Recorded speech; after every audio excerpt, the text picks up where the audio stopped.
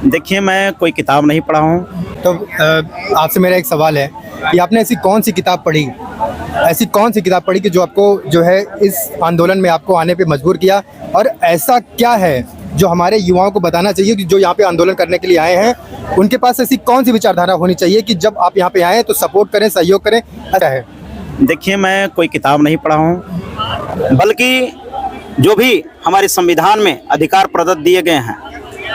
उस संविधान को मैं पढ़ा हूँ, और साथ ही साथ मैं समाज में घुमा हूँ, तमाम प्रदेशों में जाता हूँ, तमाम जनपदों में जाता हूँ, बड़े बुजुर्गों से मिलता हूँ, युवाओं से मिलता हूँ, कर्मचारियों से मिलता हूँ, तमाम साधु संतों से मिलता हूँ, और सब मिलजुल करके और यही आया है कि आप मानवतावादी बनिए। किसी भी जात धर्म मत मजहब के साथ अन्याय होता है, किसी भी युवा के साथ अन्याय होता है तो उसका हिस्सा बनना चाहिए। ये सिस्टम है और ये सिस्टम का सुधार होना चाहिए, क्योंकि इसमें केवल युवा ही आए हैं। लेकिन मैं तो कहना चाहूंगा प्रत्येक उस माँ बाप को भी आना चाहिए जो अपने बच्चों को इतनी मेहनत के साथ पढ़ा रहे हैं, लिखा रहे हैं। आज उसका बच्चा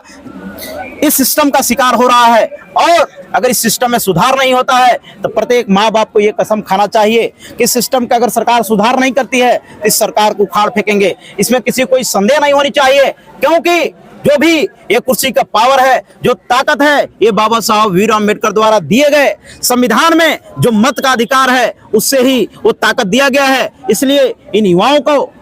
सरकार को संज्ञान में लेकर के इनकी समस्याओं को निदान कराना चाहिए, कानून बना करके इनको न्याय देना चाहिए, और साथ ही साथ जितने भी सरकारी पदे खाली हैं, चाहे वो कोई भी विभाग हो, उसको तत्काल प्रभाव से भरना चाहिए। किसी पार्टी के लिए लेकर नहीं आए हैं, बल्कि उनके साथ अन्याय हो रहा है। जो उस गरीब माँ बाप के बेटे हैं जो मजदूरी करके अपने बच्चों को 15x15 के कमरे में वर्षों तपस्या करने के बाद पेपर देने जाते हैं, और परिणाम उनको ये होता है कि उनके पेपर लीक हो गया और उनका मेहनत सारा खत्म हो गया।